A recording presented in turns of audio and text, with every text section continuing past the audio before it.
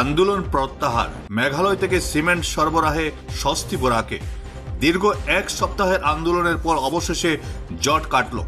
মেঘালয়ের সিমেন্ট ফ্যাক্টরিগুলোর বিরুদ্ধে বরাক উপত্যকার ট্রাক মালিকদের আন্দোলন প্রত্যাহার।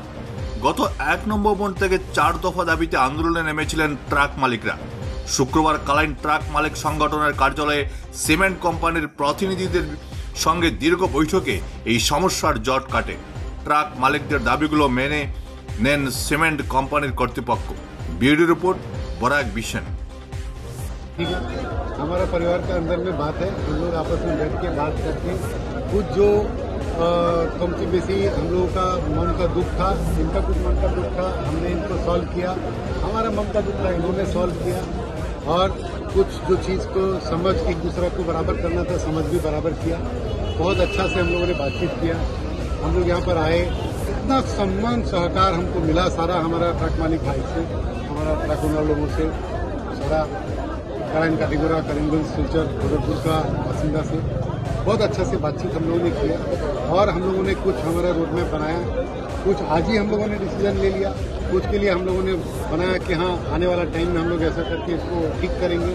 एक दूसरा का साथ में, एक दूसरा का लिए और एक दूसरा को साथ देते हुए कैसे उन्नति का पथ में सब लोगों को साथ लेकर के जाना है, उसका हम लोगों ने रास्ता आज बनाया। और ऐसे ही आगे चलते रहना है। बीच बीच में कभी कभी मनमुटाव होता है, परिवार में भी होता है, हमारा परिवार में भी हुआ, हम लोग भी ठीक कर लिया काम। সিদ্ধান্ত নেওয়া হয়েছে যে এখানে স্টার থেকে ডালমিয়া থেকে প্রত্যেক ফ্যাক্টরি থেকে আমাদের এখানে ডেলিগেট টিম এসেছে এবং আমরা যে 4টা ডিমান্ড দিয়েছিলাম 4টা ডিমান্ড ফুলফিল করেছেন, নেগোসিয়েশন হয়েছে আমাদের।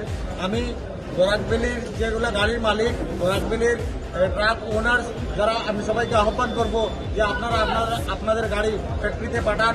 এবং আমি একটি কথা ধন্যবাদ দেব যে আমাদের এই আন্দোলনে সাংবাদিক থেকে শুরু করে লোকের যারা মানুষ এবং নেতৃস্থানীয় ব্যক্তি যারা, আমাদের মন্ত্রী কৌশিক রায়, বরাকের মন্ত্রী কৌশিক রায় মহাশয়, উনিও ইনিশিয়েটিভ নিয়েছেন এই মিটিং করানোর জন্য।